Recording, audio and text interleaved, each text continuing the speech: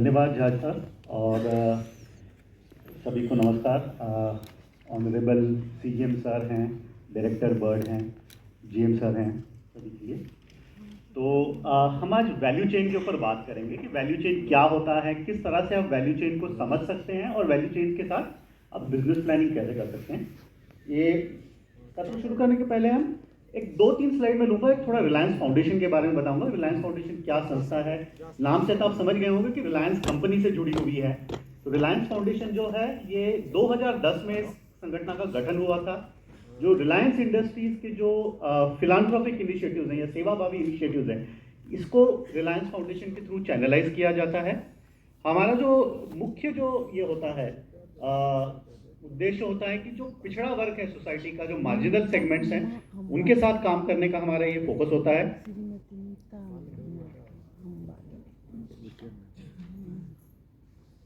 तकरीबन आज तक हमने 7.2 करोड़ लाइव्स को टच किया है। हमने तकरीबन 7.2 करोड़ लोगों तक अलग अलग प्रकार से हम पहुंचे हैं। कभी कृषि के मार्फत से पहुंचे हैं, कभी एजुकेशन के मार्फत से पहुंचे हैं, कभी हेल्थ के इनिशिएटिव से पहुंचे हैं, महिलाओं के एम्पावरमेंट के मार्ग से पहुंचे हैं हम इसमें।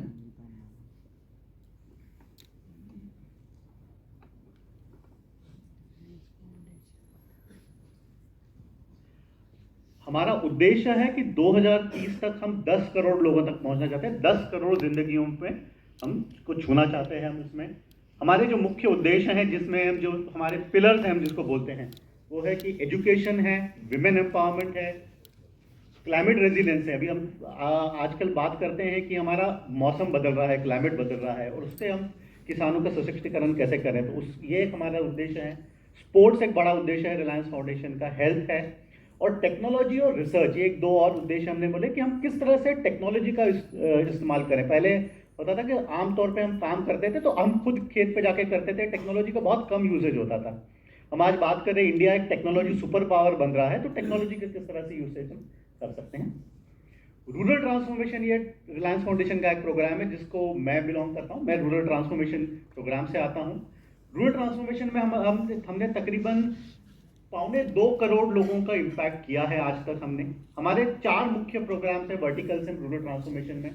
एक तो है प्रोग्राम जो क्लाइमेट रेजिलियंस पे काम करता है। क्लाइमेट रेजिलियंस पे किसानों को किस तरह से जो मौसम में बदलाव हो रहे हैं उसको फाइट करने के लिए किस तरह से हम उसको उनकी मदद करें। फिर वो होगा कि पानी की उपलब्धता करा के देना है, सस्टेनेबल एग्रीकल्चर करना है या क्लाइमेट रेजिलियंस एग्रीकल्चर पे फोकस करना है, न्यूट्रिशन पे फोकस करना है, न्यूट्रिशियस फूड इंटेक है। वैल्यू चेन डेवलपमेंट एक प्रोग्राम है जो मेरे अंडर आता है। तो इंटीग्रेटेड वैल्यू चेन है कि बीज से लेके अंतिम प्रोडक्ट तक किस तरह से किसान ज़्यादा से ज़्यादा उस पर काम कर पाए और उसमें ज़्यादा उसकी आय बढ़े, उस पर होता है। इनकम का डाइवर्सिफिकेशन करना, किसान ऐसा है कि अगर मेरी एक ही स्रोत है मेरा इनकम का, तो कल को अगर वो स्रोत खत्म हो गया, कुछ गड़बड़ हो गई, तो मैं अचानक क्राइसिस में आ सकता हूँ। तो किस तरह से मैं इनकम को डाइवर्सिफाई करूंगा, ये एक हमारा प्रोग्राम है। और एक चौथा प्रोग्राम जो है इंफॉर्मेशन सर्विसेज है कि किस तरह से डिजिटल माध्यमों को इस्तेमाल करके किसान की जो जानकारी है, किसान की जो इंफॉर्मेशन है, वो इंफॉर्मेशन की गैप कम की जाए। कई बार होती है कि साइंटिस्ट होते हैं, उनके पास बहुत अच्छी इंफॉर्मेशन होती है, किसान तक नहीं पहुंचती है। तो किस तरह से हम इंफॉर्मेशन डिजिटल माध्यमों का इस्तेमाल करें और इंफॉर्मेशन गैप की करें।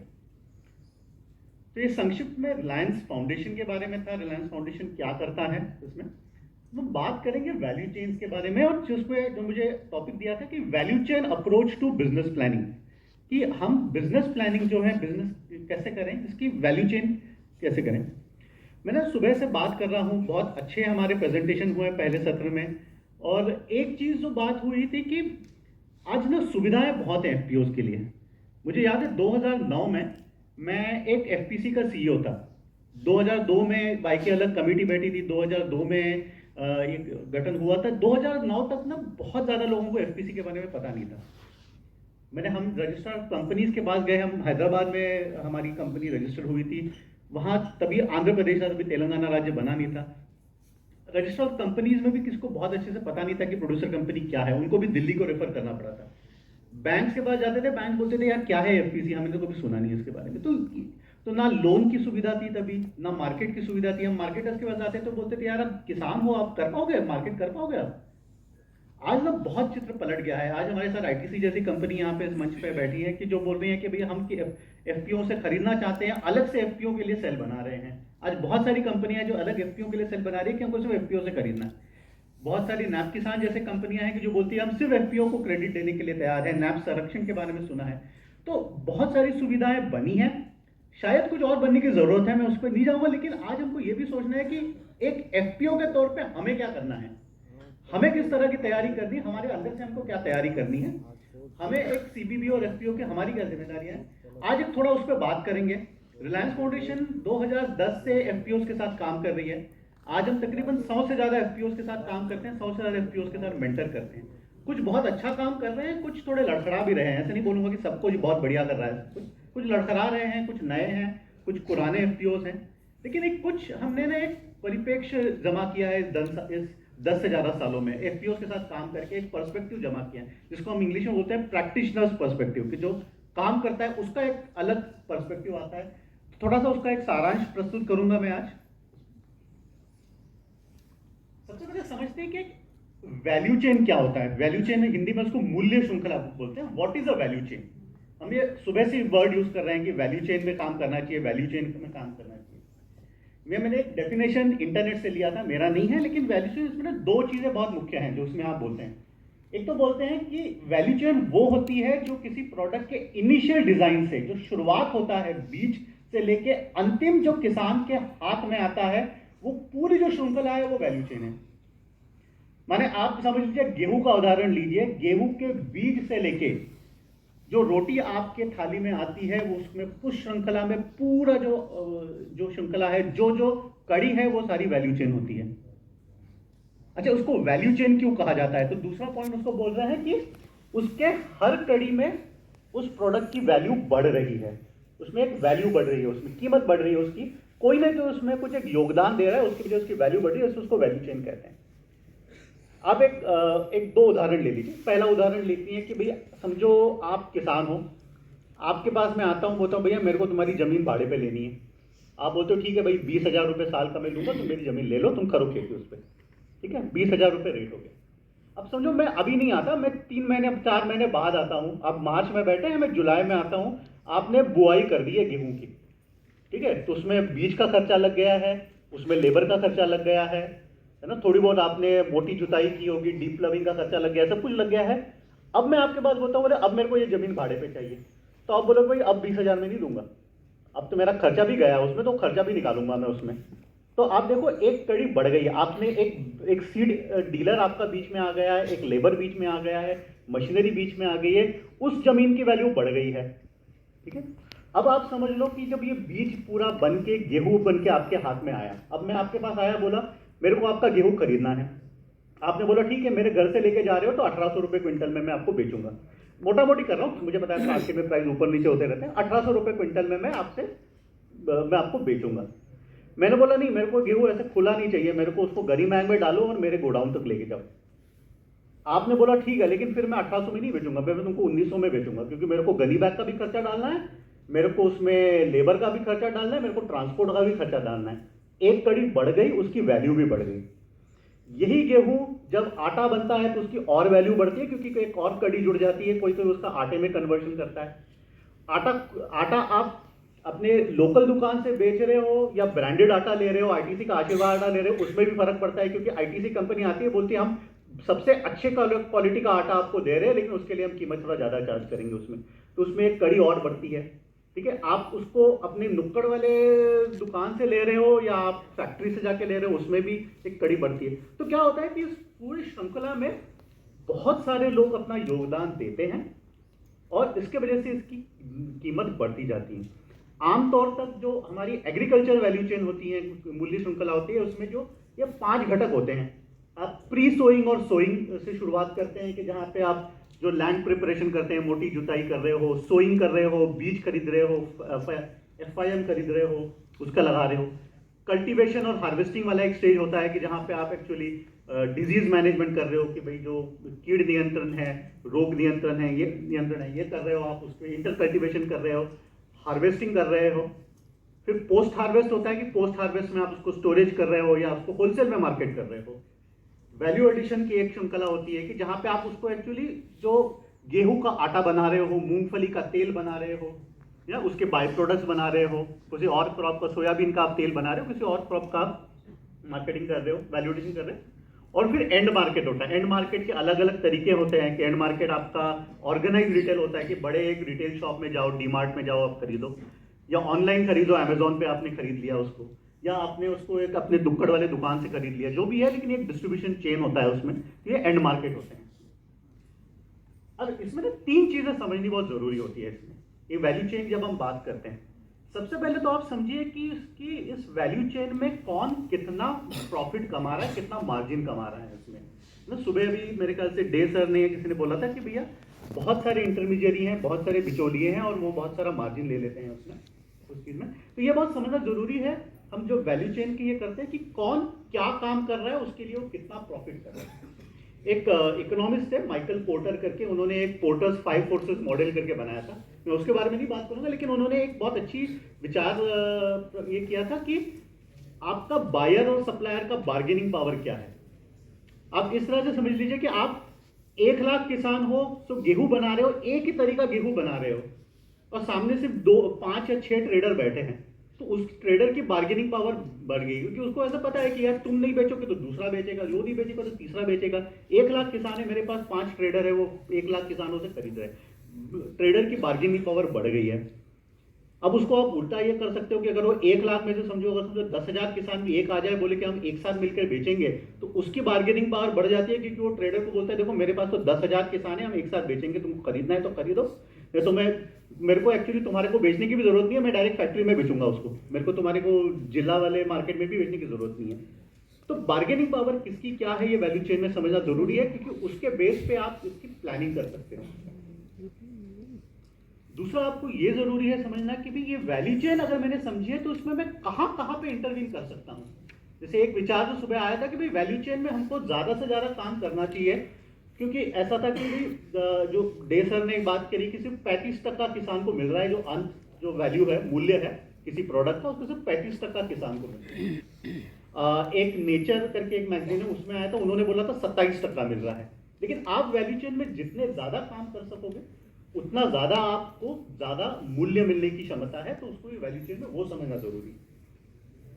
और तीसरा है think out of the box. देखो वैल्यू चेन में बिजनेस करना जो है, इसका मतलब ये नहीं, कई बार मैं देखा है कि एफपीओ बहुत सीमित रह जाते हैं कि भैया या तो मैं बीज का काम करूंगा, या मैं फर्टिलाइजर का या यूरिया का काम करूंगा, या मैं माल बेचूंगा। लेकिन बहुत सारी अपॉर्चुनिटीज हैं, बहुत सारी जगहों पे आप इंटरव्यू कर सकते हो, लेकिन हम कई बार नहीं करते हैं। तो उस तरह से think out of the box, creatively सोचने की जरूरत है, उसमें रचनात्मक तरीके से सोचने की जरूरत है इसमें।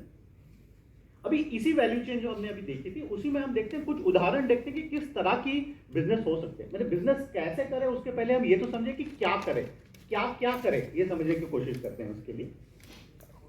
एक तो जैसे प्री सोइंग स्टेज में है ना। एक तो नॉर्मल होता है कि भाई हम सीड बेचेंगे, फर्टिलाइजर बेचेंगे, आमतौर पे हम उसको करते हैं।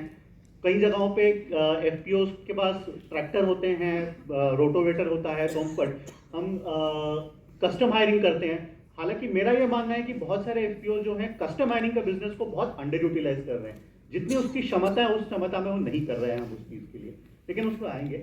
लेकिन आप एक नीचे वाला देखो, क्या आप गेम चेंजर वैरायटीज, मैंने उसको बोला था कि देखो बीज तो हर कोई बेच रहा है कि भैया किसान को ये फलाना बीज की जरूरत है, ये बीज मैंने एक डिस्ट्रीब्यूटर से खरीदा, किसान को बेचा, ये तो हर कोई कर रहा है। क्या मैं कोई नया विकल्प वहां पे लेके आ सकता हूं क्या? जैसे आज आप यूनिवर्सिटी से बात करो ना, तो कई सारी यूनिवर्सिटीज आपको बताएंगे कि भैया हमारे पास शॉर्ट ड्यूरेशन वैरायटी है। आप समझ लो कि एक अड़हड़ उगाने वाला किसान है, तूर उगाने वाला 180 दिन का क्रॉप है। अगर कोई आपको आगे बोलता है कि भाई 150 दिन की वैरायटी है मेरे पास, तो 150 दिन की वैरायटी मैंने किसान का जो क्रॉप है, फसल है, वो 30 दिन पहले मार्केट में आ रही है, जब मार्केट में रेट ज्यादा है। आमतौर में होता है ना कि आवक जब आने लगती है तो रेट नीचे जाने लगते हैं। आवक लेकिन जब माल नहीं होता है मार्केट में, तो रेट ऊपर होते हैं। तो अगर मेरा क्रॉप पहले आए तो मेरे को रेट ज्यादा अच्छा मिलेगा। जब मार्केट खुलता है तो सबसे पहले जो किसान आता है उसको रेट बहुत अच्छा मिलता है, बाद में जो किसान आते हैं उनको कम मिलता है। तो थोड़ा सा हमको सोचने की जरूरत है कि भाई मेरे क्रॉप में क्या मैं यूनिवर्सिटी से बात कर सकता हूँ। और मैं अगले एक स्लाइड में उदाहरण भी दूंगा कि हमारे एक एफपीओ ने किया भी है, कुछ एफपीओ ने किया है, एक का उदाहरण भी दूंगा उसमें। लेकिन किस तरह से सोचूं ना कि मैं क्या अलग लेके आ रहा हूं, मैं अपनी बार्गेनिंग पावर कैसे बढ़ा सकता हूं उस चीज में। कल्टीवेशन लेवल पे ऐसा है कि ड्रोन्स, आज गवर्नमेंट ऑफ इंडिया बहुत बड़े तादाद में ड्रोन्स का प्रमोशन कर रही है। क्या हम ड्रोन्स का इस्तेमाल कर सकते हैं? इफको जैसी कंपनी, मैंने सुना है कई सारे एफपीओ को ड्रोन्स देती है, सिर्फ 1 लाख रुपए के सीड, एक रिफंडेबल गारंटी में ड्रोन दे रही है कि भाई 1 लाख रुपए आप रखो, 5 साल के बाद हम आपको देंगे, 5 साल के लिए आपको ड्रोन है, व्हीकल है, जनरेटर है, सब कुछ दे रही है ना। ड्रोन आजकल बहुत सब्सिडी भी है, सेंट्रल गवर्नमेंट की बहुत सारी सब्सिडीज है। क्या हम ड्रोन का इस्तेमाल कर सकते हैं? क्योंकि लेबर का सब जगह प्रॉब्लम आ रहा है उस चीज में, है ना। इरिगेशन इक्विपमेंट, ज्यादातर जगहों पे इरिगेशन इक्विपमेंट इस्तेमाल होता है। इरिगेशन का मतलब सिर्फ ड्रिप और स्प्रिंकलर नहीं, ड्रिप और स्प्रिंकलर भी है, लेकिन पाइप्स की बहुत बड़ी तादाद में जरूरत होती है। मैंने बहुत कम एफपीओ को देखा है कि जो पाइप्स का बिजनेस करते हैं, या करते हैं तो बहुत कम करते हैं। मुझे लगता है हर किसान को पाइप की जरूरत होती है, और पाइप्स हर बार बदलने की जरूरत होती है। रेन पाइप्स की जरूरत होती है। एग्रोकेमिकल्स हैं, एग्रोकेमिकल्स में ना ज्यादातर देखता हूं कि जब इनपुट्स की बात होती है तो यूरिया की बात होती है। अभी थोड़ी देर पहले हम यूरिया के बारे में डिस्कशन कर रहे थे। जो है आमतौर पे किसान सिर्फ यूरिया थोड़ी लगाता है, वो तो पेस्टिसाइड भी तो लगाता है, डीएपी तो भी लगाता है। मैंने ज्यादा देखा है कि एनपीके, डीएपी और यूरिया छोड़ के ना ज्यादा हम बात नहीं करते, पेस्टिसाइड बहुत कम मात्रा में करते हैं। लेकिन हर किसान पेस्टिसाइड लगाता है, एग्रोकेमिकल लगाता है, और अगर एफपीओ से नहीं खरीद रहा है तो कहीं ना कहीं और से तो जरूर खरीद रहा है। ऐसा तो नहीं होता है कि एग्रोकेमिकल खरीद ही नहीं रहा है वो, लेकिन हम एफपीओ लेवल पे हम कभी उस चीज के ऊपर बात नहीं करते। तो मुझे लगता है कहीं ना कहीं हमको उसके बारे में भी सोचना चाहिए। स्पेशलाइज्ड क्रॉप एडवाइजरी, कुछ जगहों पे कुछ आज कंपनियां ऐसी हैं कि जो सैटेलाइट के मार्फत पे क्रॉप एडवाइजरी दे रही है, कुछ चार्ज कर रहे हैं उसके लिए, कि एक कस्टमाइज एडवाइजरी दे रही है आपको कि भैया आपके क्रॉप पे ये प्रॉब्लम आ रहा है। वो एक बिजनेस अपॉर्चुनिटी है, कुछ एफपीओ ने करा भी है उसके लिए और सक्सेसफुली करा हुआ है। स्टोरेज सॉल्यूशन एक बहुत अच्छी अपॉर्चुनिटी हो सकती है। मुझे याद है जब मैं एफपीओ में चलाता था तो आदिलाबाद जिला है तेलंगाना में, वहां पे मैंने देखा था कि वहां पे ट्रेडर्स है ना, एक अनामत करके सिस्टम है। अभी यहाँ पे अगर कोई आदिलाबाद से होगा तो इनको शायद जाता होगा कि अनामत करके सिस्टम है। अनामत सिस्टम क्या है कि भाई मेरे पास मेरा सोयाबीन है, आज मैंने सोयाबीन मार्केट में लेके आया, तो वो ट्रेडर मेरे को क्या बोल रहा है कि भाई तुम सोयाबीन आओ, तुम मेरे गोडाउन में रख लो, आज का जो रेट है उसका 50% मैं तुमको रेट अभी दे दूंगा, लेकिन ये मैं रेट फाइनल नहीं किया हूं। अगले 9 महीने तक जिस दिन को तुमको लगता है कि रेट बहुत बढ़िया है, उस दिन तुम आओ, तुम्हारा बाकी का 50% मैं उस रेट के हिसाब से तुम्हारा सेटल करूंगा। इसमें किसान का क्या फायदा हो जाता है कि किसान को ऐसा है कि भाई अपने घर में पूरा स्टोरेज करने की उसके पास हमेशा क्षमता होती है, ऐसे नहीं है। घर में स्टोरेज करता है तो मॉइस्चर की प्रॉब्लम हो सकती है, बहुत सारी अलग अलग प्रॉब्लम हो सकती है। तो एक अच्छे गोडाउन में उसका पूरा का पूरा माल स्टोर हो रहा है। उसको हमेशा ऐसा जरूरी नहीं है कि उसको पूरा 100% माल बेच के आज ही पूरे पैसे की जरूरत है, लेकिन वो फिर भी पूरा 100% माल बेचता है। लेकिन यहाँ पे ऐसा हो गया कि मेरे को 50% पैसा मिल गया, तकरीबन खरीफ की मेरी जो हार्वेस्टिंग होती है दिवाली के आसपास होती है, मेरे को फेस्टिवल के लिए पैसा मिल गया, और मैंने बाद में जो जब मेरे को जरूरत थी, मेरे को रेट ठीक लगा, मैंने उस दिन पे मार्केट में सेटल कर लिया। तो एक स्टोरेज सोल्यूशन एक बहुत अच्छा ये हो सकता है। अभी आज तो एनसीडीएक्स वाले भी आपको पुट ऑप्शन है और फ्यूचर्स वाले जैसे ऑप्शन दे रहे हैं उसको आपको, है ना। कस्टम हायरिंग कर सकते हैं। अच्छा, एक जो हमने देखा है ना कि sale under a specialised label, एक फिलिप कोटलर करके मैनेजमेंट कंसल्टेंट है मार्केटिंग, उन्होंने एक सिद्धांत ये रखा था कि जो कस्टमर को चाहिए वो बेचो तो आप आसानी से बेच पाओगे। आपके पास जो है वो आप कस्टमर को बेचने की कोशिश करोगे तो आपको बहुत मेहनत लगेगी और फिर भी बेच पाओगे या नहीं आप पता नहीं। अच्छा, हमने ने एक उदाहरण दिया था, हाँ, तो मैं देख रहा हूँ शैलेंद्र जी काफी हंस रहे हैं उस पर, तो लेकिन मैं आईटीसी से जुड़ा हुआ उदाहरण दूंगा कि पाटन गुजरात में हमारी एक एफटीसी है जो जीरा उगाती है। अब मार्केट में ना आईटीसी जैसी कंपनियां हैं, इफको है, ओलाम है, इन जैसे कंपनी को क्या चाहिए था कि इनको जीरा एक्सपोर्ट करना था, क्योंकि भारत दुनिया का सबसे बड़ा जीरा प्रोड्यूसर है और तकरीबन 50 से 60% जीरा हमारा एक्सपोर्ट होता है।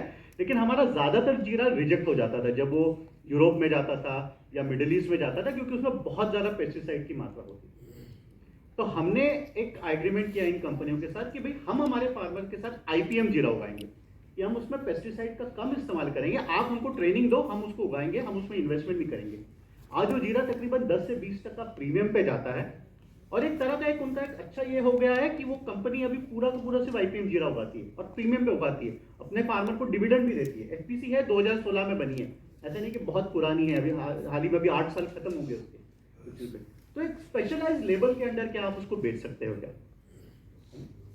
वैल्यू एडिशन, आप मुझे लगता है कि सुबह काफ़ी लोगों ने बात करी कि वैल्यू एडिशन में हमको जाना चाहिए, बहुत ज़रूरी है वैल्यू एडिशन करना।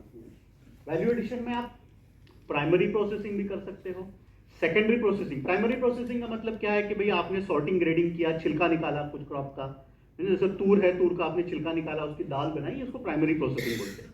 सेकेंडरी प्रोसेसिंग में थोड़ा ज़्यादा कॉम्प्लेक्स होता है कि भैया आपने मूंगफली का तेल बनाया, पीनट बटर बनाया किसी चीज़ का, ये तकरीबन चीज़ें होती हैं, सेकेंडरी प्रोसेसिंग में जाती हैं।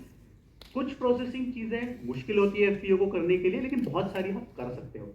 जैसे आप एक कॉटन जिन निकालोगे तो उसमें महंगा होता है, क्योंकि एक जिनिंग यूनिट का प्रेसिंग कॉटन प्रेस होता है, वही करीबन 1.5-2 करोड़ का आता है। मैं 1.5 करोड़, ये मैं आपको 15 साल पहले का वेट बता रहा हूँ, शायद अब ज़्यादा हो गया होगा। लेकिन आप जैसे सरसों का तेल निकाल सकते हो, मूंगफली का तेल निकाल सकते हो, आप दाल मिल्स लगा सकते हो, आप जो है आटा बना सकते हो। अगर आपके यहाँ पे मिलेट हो रहा है तो मिलेट का बहुत बड़ा डिमांड हो रहा है, तो मिलेट्स की आप प्रोसेसिंग कर सकते हो। बहुत अलग अलग तरह से आप प्रोसेसिंग कर सकते हो, बहुत सारी सुविधाएं हम कर सकते हैं उस चीज़ में। फ्रूट्स एंड वेजिटेबल्स में बहुत सारे ऑप्शन होते हैं। अगर आप मक्का कर रहे हो तो आप साइलेज बना सकते हो। अभी सुबह तो बात हो रही थी कि डेयरी बहुत बड़ा सेक्टर है, बढ़ रहा है, बहुत सारे डेयरीज को साइलेज की जरूरत है। मक्के में साइलेज एक बहुत अच्छा बिजनेस मॉडल हो सकता है उस चीज़ में। अच्छा, आप जो प्रोसेसिंग है ना, वो जॉब वर्क बेसिस पे भी प्रोसेसिंग करा सकते हैं। मैंने जरूरी नहीं है कि आपको हमेशा प्रोसेसिंग करके बाहर किसी कस्टमर को बेचने की जरूरत है। आप अपने फार्मर को बोल सकते हो कि भाई तुम आओ जॉब वर्क में प्रोसेस करो। मैंने आमतौर पे देखा है कि जैसे भाई किसान है, वो अपनी पूरी मूंगफली बेचता है और फिर बाहर के मार्केट में जाके तेल खरीद के आता है। मैं उदाहरण फिर से दूंगा एक अगले स्लाइड में, लेकिन कई बार ऐसा है, जैसे मैंने उत्तर प्रदेश में सुना था, मैं उसमें तज्ञ नहीं हूँ तो ज़्यादा नहीं बोलूँगा, लेकिन जैसे मेंथा का बहुत सारा प्रोडक्शन होता है उत्तर प्रदेश में, और मैंने आमतौर पर सुना है कि किसान सिर्फ मेंथा उगा के नहीं बेचता है, वो जाता है एक मिलर के पास, जॉब वर्क बेसिस पे उसको ऑयल बनाता है और फिर ऑयल बेचता है। तो अपने आप किसान खुद वैल्यू एडिशन पे चला गया है उस पर, है ना। मैं जैसे बोला, मैं उस क्षेत्र में तज्ञ नहीं हूँ तो मैं ज़्यादा उस पर बात नहीं करूँगा, लेकिन ये मैंने सुना है और इस तरह का काम बहुत सारे जगहों पर हो सकता है। आपका किसान अगर आपको चना बेच रहा है तो क्या वो चना दाल बना के बेच सकता है आपके एफपीओ में आके, तो चना दाल का उसको रेट भी ज़्यादा मिलेगा। तो ये मेरे ख्याल से हमको सोचने की जरूरत है। और फिर एंड मार्केट है कि आप उसको रिटेल में बेचो, होलसेल में बेचो। लेकिन एक चीज़ जो मैं यहाँ पे हाईलाइट करूँगा कि देखो, आपका मेंबर भी आपका कस्टमर हो सकता है। ये ज़रूरी नहीं है कि हम माल हमारे किसान से खरीदे, प्रोसेस करें और उसको बाहर बेचें। आप अपने मेंबर को भी तो बेच सकते हो ना। आटा, दाल, चावल, ये तो अपना मेंबर भी तो खाता है। ऐसा थोड़ी है कि वो खाता नहीं है, सिर्फ बाहर के लोग खाते हैं, शहरों में लोग खाते हैं, तो हमारा मेंबर भी खाता है। लेकिन हम एफपीओ में कभी वो सोचते ही नहीं है कि यार मेरे मेंबर की क्या जरूरत है, क्या मैं वहां पे कोई बिजनेस आउटरीच कर सकता हूँ। तो वैल्यू चेन में जैसे मैंने कहा कि भाई think out of the box, सोचो कि कहाँ कहाँ मेरी अपॉर्चुनिटी है, मैं क्या क्या व्यापार कर सकता हूँ उस चीज में।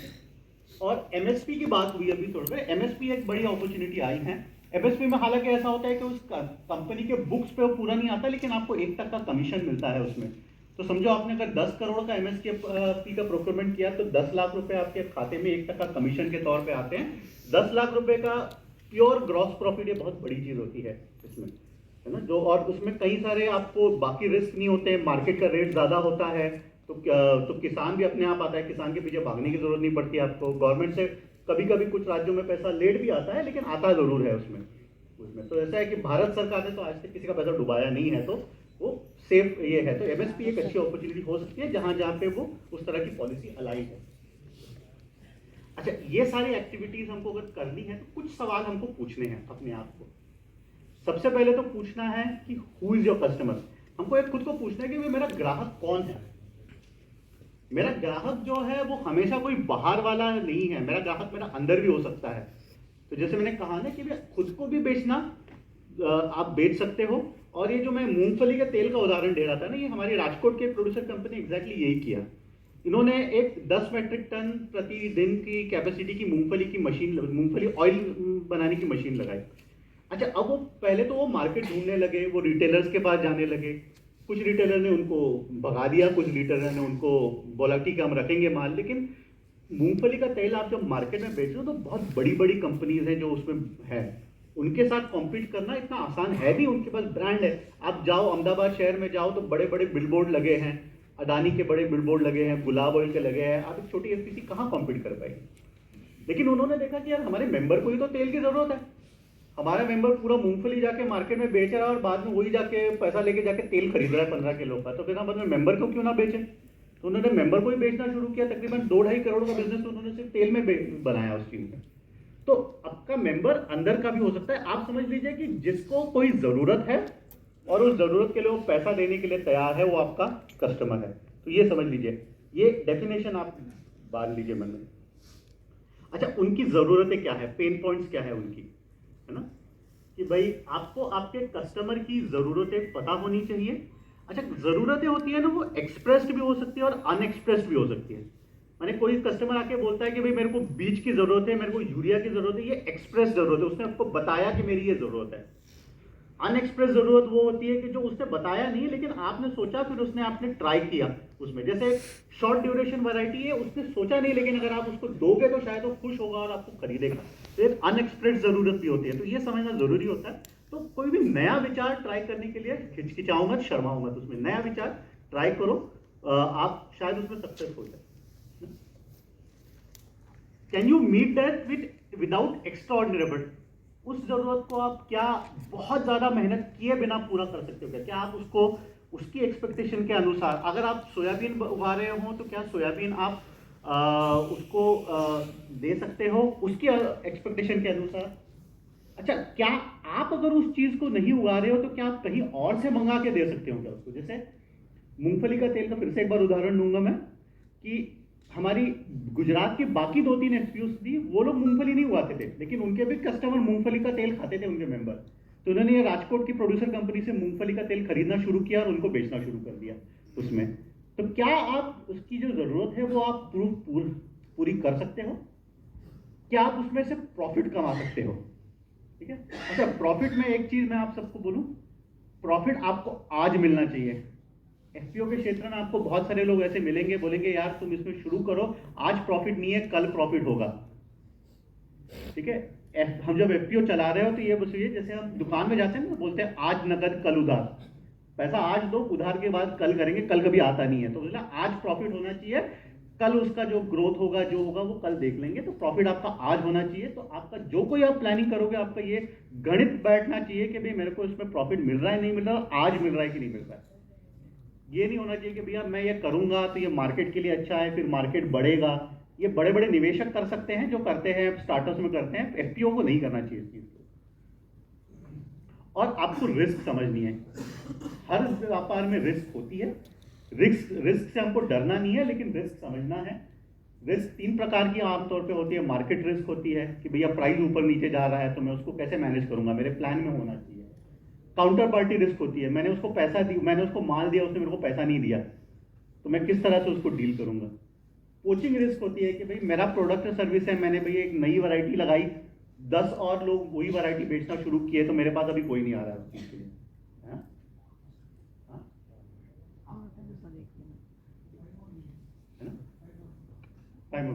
ठीक है।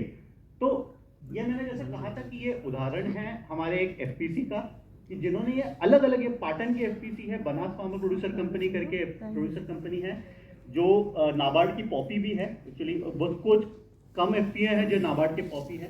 और देखिए अक्रॉस द वैल्यू चेन वो काम कर रहे हैं, फिर वो ड्रोन्स हो, स्प्रिंकलर हो। उन्होंने एक नई वैरायटी इंट्रोड्यूस करी CZ91, जो शॉर्ट ड्यूरेशन वैरायटी है, तो उनके किसानों को जीरा जल्दी आने लगा मार्केट में, तो बहुत अच्छा उनको उसका फीडबैक मिला। उन्होंने जैसे मैंने कहा आईपीएम क्यूमिन करना शुरू किया था, है ना। तो ये स्लाइड तो खैर हम शेयर करेंगे, इसमें तो मैं ज़्यादा टाइम नहीं लूँगा क्योंकि वक्त कम है। लेकिन जो लास्ट पॉइंट देखो कि उन्होंने जैसे कहा कि उन्होंने ग्राउंडनट ऑयल कहीं और से मंगाना शुरू किया, अपने फार्मर्स को बेचना शुरू किया। एक रोबस्ट बिजनेस प्लान के 6 मुझे लगता है डिटर्मिनेंट्स होते हैं, मानक होते हैं। आपका स्ट्रेंथ ऑफ गवर्नेंस कितना है, आपका अपने किसानों के साथ कनेक्ट कितना स्ट्रांग है, ये बहुत जरूरी है, क्योंकि आपके किसान ही आपके सबसे बड़े कस्टमर्स है, बिजनेस पार्टनर्स हैं। उस पर आपके बीओडी की और सीईओ की कितनी कैपेबिलिटी है। आपका सीबीओ हर बार बिजनेस नहीं चला पाएगा, बीओडी और सीईओ को सीखना पड़ेगा बिजनेस चलाना। फाइनेंशियल स्ट्रेंथ कितनी है आपकी, क्या आप मार्केट से पैसा उठा सकते हो, आपके पास कैश फ्लोज हैं, ये है। सॉरी मैं थोड़ा सा दौड़ा रहा हूँ क्योंकि टाइम नहीं है, ठीक है इसमें, लेकिन आपको अगर कोई सवाल होंगे तो बाद में मैं बात करने के लिए तैयार हूँ। आपका मार्केट रिसर्च कितना है, मैं अगर 10 गाँव में काम कर रहा हूँ तो 10 गाँव के कितने घरों में मैं काम कर रहा हूँ, कितना लगता है, मेरा शेयर ऑफ वॉलेट क्या है। अगर किसान आमतौर पे इनपुट्स पे 10,000 रुपये खर्चा कर रहा है तो मेरे पास तो 10,000 रुपये में से कितना पैसा खर्च कर रहा है और मैं उसको कितना बढ़ाऊंगा, ये मार्केट रिसर्च होना जरूरी है। मार्केट कनेक्ट होना जरूरी है, आपको अपने बायर्स के साथ रेगुलरली कनेक्ट बनाना जरूरी है। माल मार्केट में आने के वक्त आप मार्केट में नहीं जा सकते, आपको पहले से बात करनी पड़ेगी। हाँ ठीक, हाँ हाँ हाँ हाँ ठीक है, ठीक है। So let me, this is my last slide, ठीक है।